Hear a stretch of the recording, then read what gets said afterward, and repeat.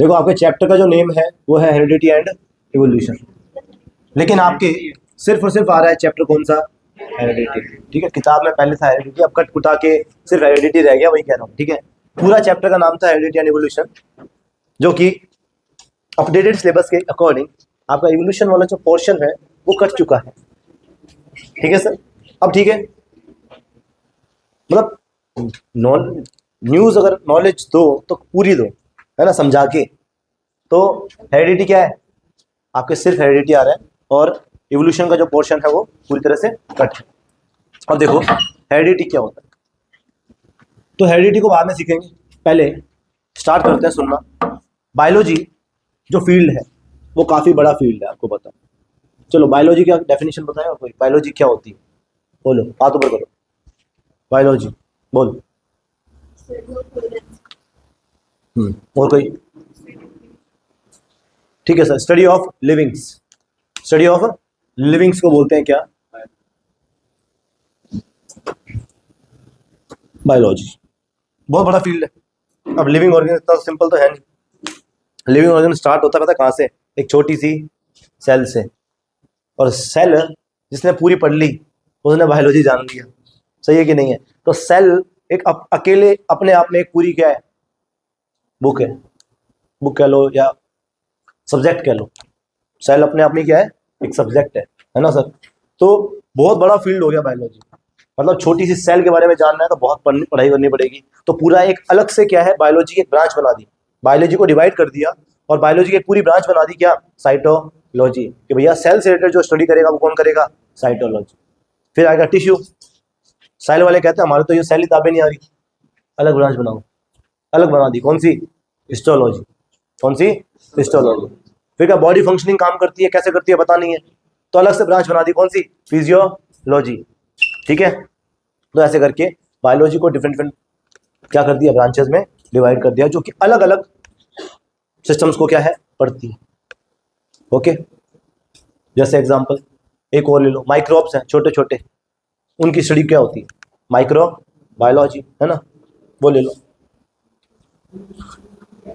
तो बायोटेक्नोलॉजी है, माइक्रोबायोलॉजी है, ऐसे अलग अलग क्या है, ब्रांचेस है बायोलॉजी की, जो अलग अलग चीज़ों को डील करती है। सिर्फ एनिमल्स का क्लासिफिकेशन करना है, अलग से ब्रांच बना दी क्या, टैक्सोनॉमी। तो वैसे ही एक बायोलॉजी की ब्रांच है क्या, जेनेटिक्स। क्या है, जेनेटिक्स। नेम से तो समझ आई गया होगा किसके बारे में, जीन। जहां पर भी जीन से रिलेटेड कोई बात होगी तो वो आ जाती है किसमें, जेनेटिक्स के अंदर। ठीक है, तो जेनेटिक्स क्या है, it is a branch of biology जो कि डील करता है, किस किस चीज में डील करता है वो देख लेना। ये डील करता है दो चीजों के अंदर, एक तो आता है किसमें, हेरेडिटी, और एक आ जाता है क्या, वेरिएशंस।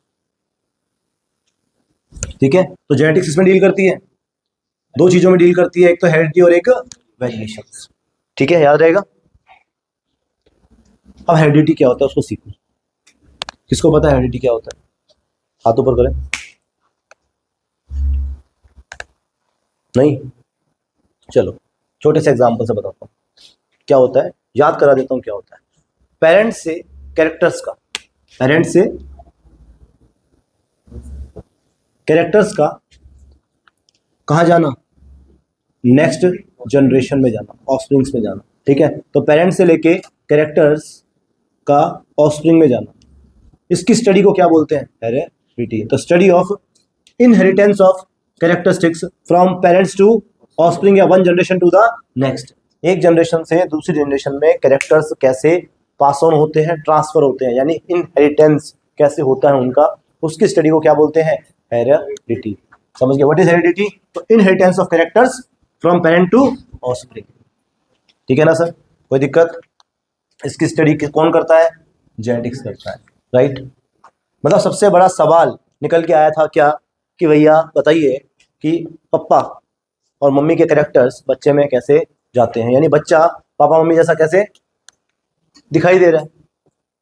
तो इसका सवाल का आंसर किसी के पास था नहीं तो निकाला किसने, जेनेटिक्स ने।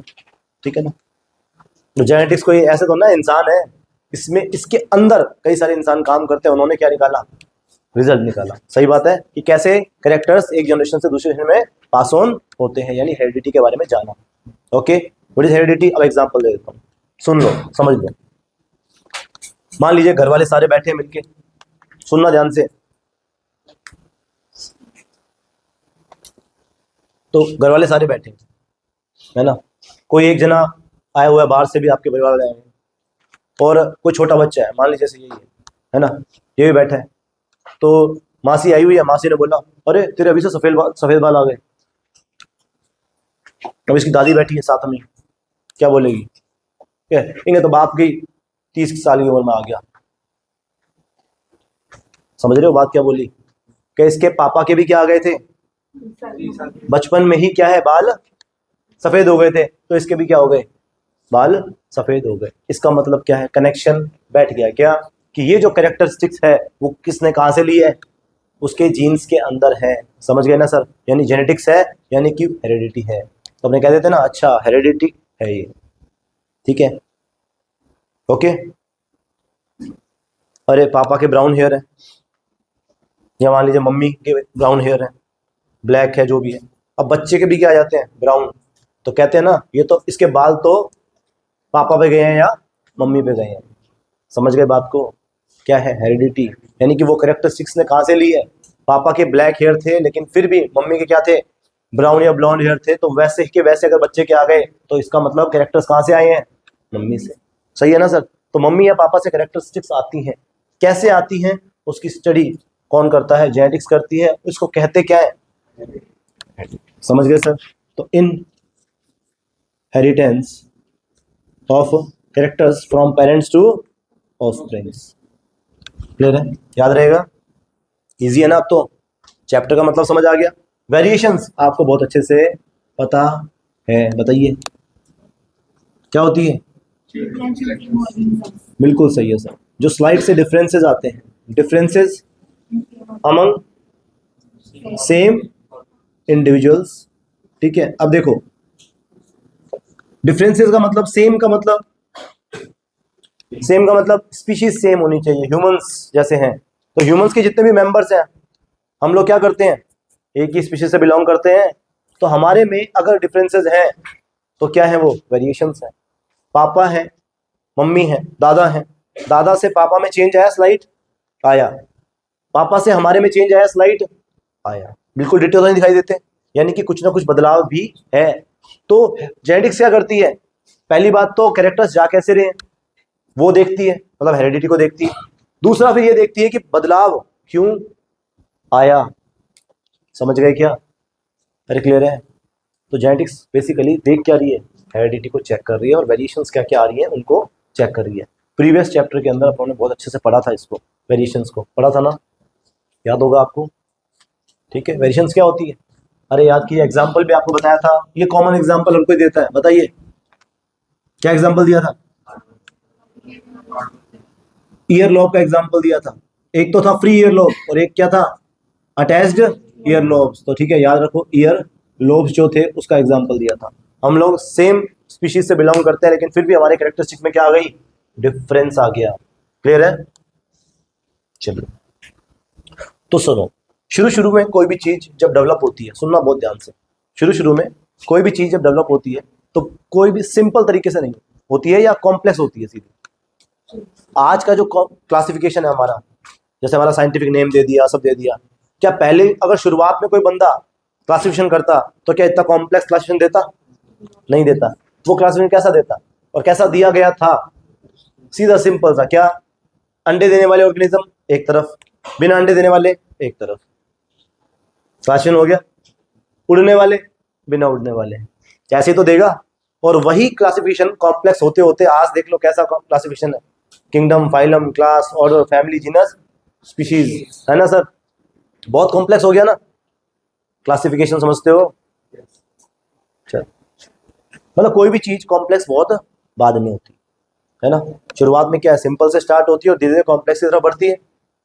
वैसे ही इस सवाल का जवाब भी तो स्टार्ट हुआ होगा कि पेरेंट्स से, मम्मी है पापा है, दो अलग अलग ऑर्गेनिज्म हैं, बच्चा पैदा हो रहा है, तो दोनों के कैरेक्टरिस्टिक्स कैसे आ रहे हैं, बहुत बड़ा सवाल होगा ना सर उस टाइम पे, जब हमको ज्यादा नॉलेज थी नहीं। आज तो हमें सबको सबको पता है, कि स्पर्म्स हैं, स्पर्म्स क्या कंटेन करते हैं? DNA of male. उस डीएनए में क्या होता है? जीन्स। वैसे ही सेम मदर के ओवम में क्या है? डीएनए, जीन्स, दोनों आते हैं, मिक्स होते हैं, बनता है जाइगोट। तो दोनों के कैरेक्टरिस्टिक्स कहाँ आ जाते हैं? जाइगोट में। जाइगोट से बेबी बनता है। सही बात है। लेकिन उस टाइम पे इतना नॉलेज नहीं था, लोगों को जीन्स के बारे में नॉलेज नहीं थी, पता ही नहीं था क्या होता है। अब थोड़ा स्टार्ट करते हैं, है ना। थ्योरीज क्या क्या दी उस टाइम के लोगों ने, जब जाना गया उसके बारे में, तो थ्योरीज क्या क्या दी होंगी। मतलब बहुत फनी सी है, अपने आज सुनेंगे तो बहुत फनी है ना। लेकिन उस टाइम के लिए तो क्या थी? कॉम्प्लेक्सिटी। भाई ऐसा भी हो सकता है, क्या पता हो सकता है ना। चलो देखो कैसी कैसी थ्योरीज थी। तो पहली थ्योरी, मैं सिर्फ आपको नॉलेज पर्पज से बता रहा हूँ ऐसे, ताकि आपका कनेक्ट हो जाए, स्टोरी बन जाए दिमाग में और चैप्टर कमांड में आ जाए। ठीक है, सुनना। जैसे theory of pre formation, pre, या चलो इससे पहले करते हैं vapour fluid theory. Vapour fluid theory. दूसरा कर लेंगे theory of pre formation, theory of pre formation. और फिर कर लेंगे थ्योरी ऑफ एपिजेनेसिस, एपी, ऐसे करके बहुत सारी थ्योरीज थी, पेंजिन वगैरह सब, बहुत सब। तो देखो पहली थ्योरी क्या कहती है? Vapour fluid theory. कहते हैं भैया ये सारी की सारी थ्योरीज है ब्लेंडिंग इनहेरिटेंस की। ब्लेंडिंग मतलब ब्लेंड कैसे होते हैं दोनों कैरेक्टर्स, मम्मी और पापा के। तो वेपर फ्लूइड थ्योरी क्या कहती है? ये कहती है कि जब कॉपुलेशन होता है, कोइटस होता है, मेटिंग होती है, मेल और फीमेल मेटिंग करते हैं, उस टाइम पर वेपर निकलती है मेल के ब्रेन से। और अब बेटे सोना नहीं है, तू तो मेरे को कह रहा नींद पूरी नहीं हुई और नींद के टल्ले तू मार रहा है। उठ जा बेटे, मुंह धोया, पानी पूनी पिलाऊं? बता, नहलाने की भी व्यवस्था है? बढ़िया तरह से धो देंगे, ड्राई भी धो सकते हैं, वो तेरा काम वो काम दोस्ती कर देंगे। ड्राई धुलाई, ड्राई क्लीन। चलो ठीक है सर। वेपर फ्लूइड थ्योरी के अंदर क्या होता है सुनना। जब कोइटस होता है, कॉपुलेशन होता है, तो मेल के ब्रेन से कहते हैं वेपर निकलती है। ठीक है, और वो वेपर कहाँ चली जाती है? बच्चे में। ठीक है, तो कैरेक्टर दोनों के आ गए, क्या मम्मी तो जाम रही है और पापा की वेपर आ गई। ठीक है, तो ऐसी थ्योरीज दी थी, ऑब्वियसली बात है फेल तो होनी थी। फिर आता है थ्योरीज ऑफ प्री फॉर्मेशन। अब ये सुनोगे तो ठीक है, कहीं ना कहीं उस टाइम के हिसाब से देखा जाए तो दिमाग तो अच्छा ही लगाया है। क्या क्या सर?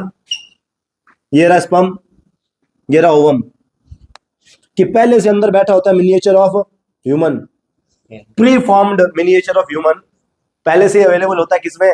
स्पर्म में। और जब ये जाके फ्यूज करते हैं तो बस बड़ा बड़ा हो जाता है। ठीक है ना, पहले से अवेलेबल है, प्री फॉर्म्ड है। हाँ ट्रांसफर हो गया तो घर चेंज कर लिया। ठीक है, तो ऐसे। अब इसमें भी थोड़ा सा दिक्कत है। क्या? आधे लड़ पड़े करना, स्पर्म में नहीं होते, ओवम में होते हैं। इधर होते हैं, तो आधों का तो इधर था, मत आधों का इधर था। ठीक है, क्लियर है क्या? तो भैया फिर इसके बाद में इसका खंडन करते हुए थ्योरी आई क्या? एपिजेनेसिस। ये कहता भाई ऐसा कुछ नहीं होता पहले से। ये फिर भी सही बात कर रहा है। क्या कहता है? क्या ये पहले पूरे वाला कोई सिस्टम नहीं है क्या? मिनिएचर ऑफ ह्यूमन बैठा बड़ा हो जाएगा, है? ऐसा कुछ नहीं होता। ये जो प्रोसेस है ये कैसी है? सीक्वेंशियल प्रोसेस है, डेवलपमेंटल प्रोसेस होती है बेबी के बनने वाली। और सिंपल से कॉम्प्लेक्स की तरफ में डेवलपमेंट होते होते ऑर्गन्स धीरे धीरे बनते जाते हैं। ठीक है ना, इसने ये बात कही थी, तो ये तो सही थी। ठीक है, तो इस तरह की बातें चलती थी। हाँ नहीं, सिर्फ थ्योरी अलग से। ठीक है, बता रहा हूँ, थ्योरी ऑफ एपिजेनेसिस ये थी। ठीक है, अब देखो इन सबको उस टाइम पे जब ऐसी ऐसी बातें होती थी तो हमारे एक साहब आए, कौन? फादर ऑफ जेनेटिक्स जिनको बोला जाता है, काम किया तभी तो बोला गया, है ना। और फादर ऑफ जेनेटिक्स को बोला जाता है ग्रेगर जॉन मेंडल।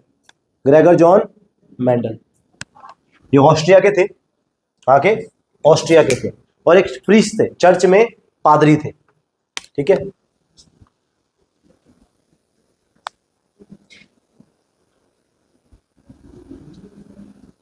याद रहेगा, he was a priest in Austria, Austria में थे।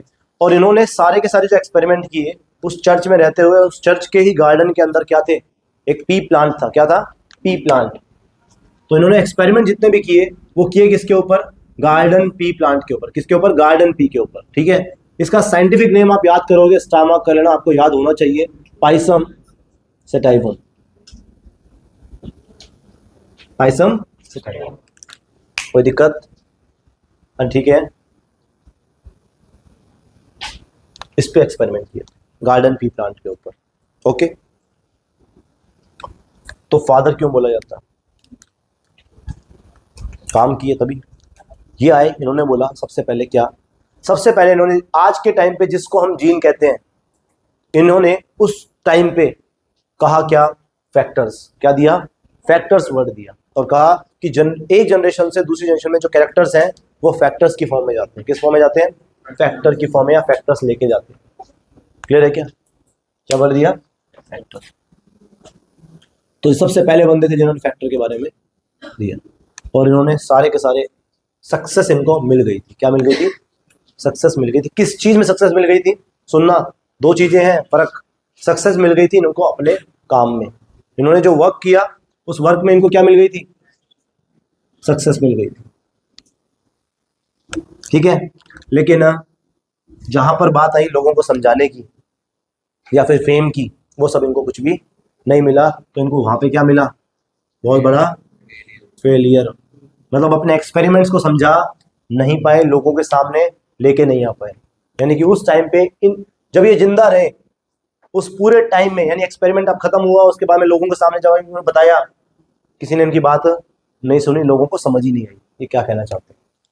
फिर भी इनको फादर कब बोला गया? क्योंकि इनके मरने के भी बाद में कई साइंटिस्ट आए जिन्होंने पोस्ट, मतलब मेंडल के बाद में आके काम किया।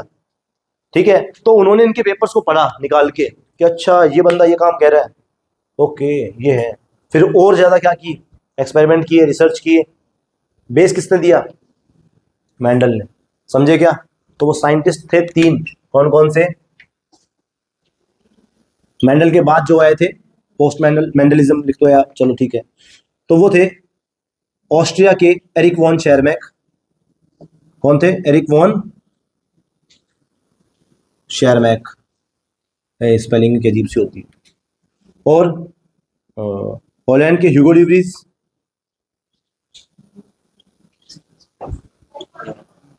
है अब नहीं, तुमको इतना खास याद नहीं करना, कोई बात नहीं, छोड़ो। ठीक है, सुनो, तो एरिक वॉन शेरमैक किसके थे? ऑस्ट्रिया। सिर्फ स्टोरी कनेक्ट कर रहा हूँ, दिमाग में वो स्टोरी आप कनेक्ट करो। ठीक है सर। हॉलैंड के ह्यूगो डिवरीज और जर्मनी के कार्ल कॉरेंस। ठीक है, ये तीन साइंटिस्ट थे जिन्होंने मेंडल के काम को क्या किया? बाद में वर्क किया। ठीक है, पोस्ट वर्क किया किसके ऊपर? जेनेटिक्स के ऊपर। इनके पेपर्स को पढ़ा और उसके बाद में एक्सपेरिमेंट्स किए और इनके कामों को सामने लेके आए कि भैया उस टाइम पे इतने सालों पहले ये बंदा ये काम करके गया है और ये कह के गया है, और तुम वो मूर्ख। समझे? सुनना, मेंडल को सक्सेस कब मिली? मेंडल को सक्सेस मिली 34 इयर्स के बाद में, उनके काम के 34 इयर्स बाद। मतलब आज कंप्लीट हुआ काम, तो ऐसा थोड़ा ना जानते काम कंप्लीट हो गया और 34 साल की उम्र तक मैं इंतजार कर लूंगा। नहीं, जब इनका काम कंप्लीट हुआ उसके 16 साल बाद में ये एक्सपायर हो गए थे। समझ गए? नहीं, 18 शायद, है ना, 34 पता नहीं 32 साल थे। मतलब इनके काम के 32 या 34 इयर्स बाद में इनको क्या मिली थी?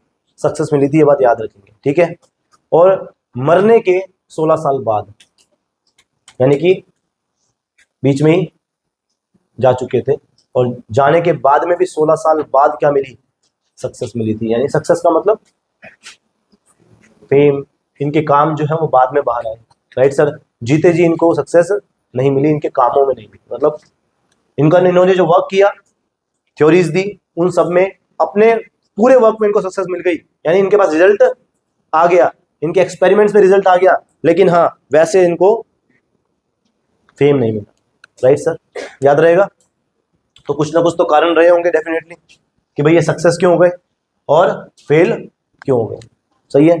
फेलियर का सबसे बड़ा रीजन क्या था इनका, तो वो था, एक तो इनकी जो कैलकुलेशन थी वो थी मैथमेटिकल टाइप, समझे, ग्राफिकल मैथमेटिकल, राइट सर। दूसरा सबसे बड़ा रीजन जो इन्होंने आके बोला आके फैक्टर्स मतलब जीन तो आज बोलते हैं, उस टाइम पे फैक्टर्स। तो सबसे बड़ा फेलियर का रीजन था क्या, फैक्टर्स। अगले से पूछा भैया आप फैक्टर करे जा रहे हो हैं, ये फैक्टर है क्या, प्राइम फैक्टर है, कौन से फैक्टर है?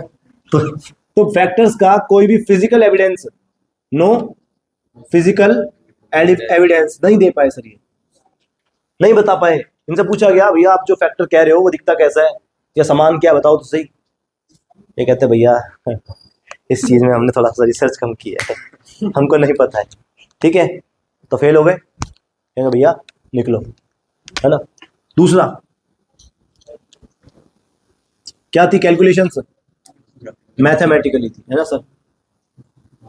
और सबसे इंपॉर्टेंट सर प्रॉब्लम क्या रह गई, कहाँ किस चीज में रह गई, बहुत बड़ी प्रॉब्लम थी, किस चीज की, कम्युनिकेशन की। मतलब क्या सर ये कोई दूसरी भाषा बोलते थे, नहीं वो कम्युनिकेशन नहीं। ये जितने भी पेपर्स होती हैं, जितनी भी थ्योरीज होती हैं, या जितनी भी डिस्कवरीज होती हैं, वो सारी की सारी कहाँ पब्लिश होती है, न्यूज़पेपर में, अरे साइंस मैगजीन में। ठीक है, न्यूज़पेपर में नहीं होती है, कहाँ होती है, साइंस मैगजीन्स में होती है। जैसे न्यूज़पेपर होता है, नेशनल न्यूज़पेपर, लोकल न्यूज़पेपर होता है ना सर, वैसे ही अलग अलग साइंस मैगजीन का भी क्या होगा, एक लेवल होता है।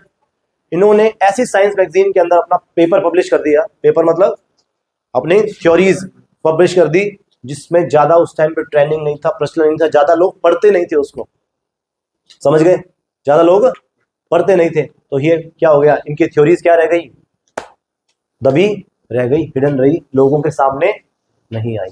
कुछ समझ आया, क्लियर है क्या। तो इसलिए ये फेल हो गए। सक्सेस होने के रीजन क्या थे, इनकी टेक्निक बहुत शानदार थी, इनकी जो मैथमेटिकल टेक्निक इन्होंने इस्तेमाल किया वो बहुत अच्छा था। ठीक है, इन्होंने जो एक्सपेरिमेंट किया उसका टेक्निक बहुत अच्छा था। और सबसे बड़ी जो चीज थी, इन्होंने सिलेक्शन किसका कर दिया, पाइसम सेटाइवम का, मतलब सारे एक्सपेरिमेंट किस पे किए, पी प्लांट के ऊपर किए, इसलिए सक्सेस मिल गई, राइट। ओके, तो इनकी टेक्निक बहुत अच्छी थी। एक इन्होंने सिलेक्शन किया किसका, पी प्लांट का।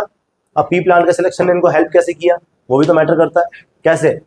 तो सर पी प्लांट ने, एक एनुअल प्लांट है, क्या है, एनुअल प्लांट, यानी एक साल में इसका प्रोडक्ट वगैरह सब कुछ मिल जाता है। तो ये बताओ, अगर कोई ऐसा प्लांट चूज कर लेते हैं जिसमें 4-5 साल में एक बार सीड लगते हैं, तो क्या होता, हम किसकी स्टडी कर रहे हैं, इनहेरिटेंस की, यानी कि पेरेंट्स से लेके बच्चे तक। अब 3-4 साल में एक जनरेशन आई, 5-6 जनरेशन चेक करोगे तभी तो रिजल्ट आएगा, है ना भाई। दादा से पापा, पापा से परदादा से दादा, दादा से पापा, पापा से पोता, फिर पड़पोता।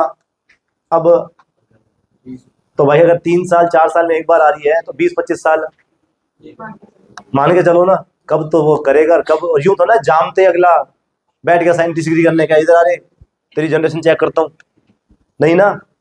ऑब्वियसली बात है, पूरी पढ़ाई करी है, 30-35 साल की उम्र में जाके कुछ किया होगा स्टार्ट, है ना सर, 25-30 जो भी साल, है ना, फिर जाके कोई 20-25 साल में रिजल्ट आता तो काम हो जाता। इसीलिए एनुअल प्लांट है सर, इजीली अवेलेबल है, इजीली कल्टीवेट किया जा सकता है, कहीं भी उगा लो उग जाएगा, गार्डन में मिल गया, गार्डन में उगा लिया, एक चीज।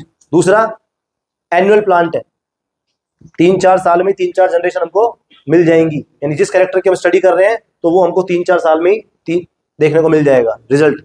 और हाँ, कल्टीवेट कहीं भी कर सकते हैं। और सबसे इंपॉर्टेंट इसमें, हाँ लाइफ स्पैन शॉर्ट हो गया ना, एनुअल प्लांट हो गया। और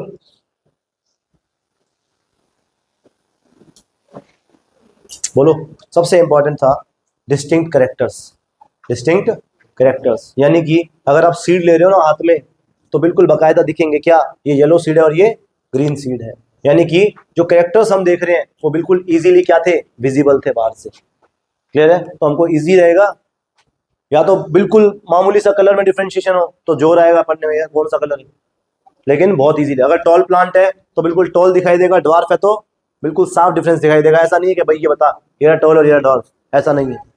ठीक है, यानी कि विजिबल डिस्टिंक्ट करेक्टर्स थे बिल्कुल। ठीक है सर, ओके। अब बताओ सक्सेसफुली सब समझ आ गया अच्छे से? अरे आ गया ना। अब